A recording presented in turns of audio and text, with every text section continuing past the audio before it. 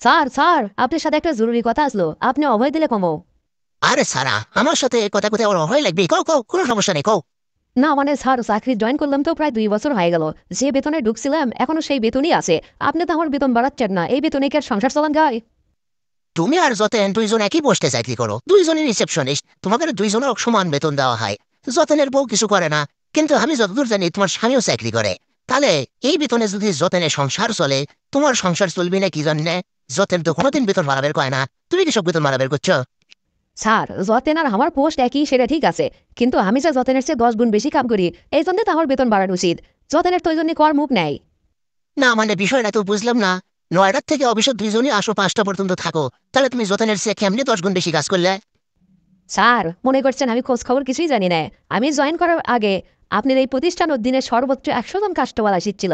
আর আমি জয়েন করার পরে এখন প্রতিদিন 300 থেকে 400 কাস্টমার আসে। তা আমার জন্য যে এত কাস্টমার আসিচ্ছে, আপনি লাভ একলাই করবেন তা তো হতে পারে না স্যার। লাভের ভাগ আমাকে দেওয়াই লাগবে। Zile, zile, zile, zile, eu alerg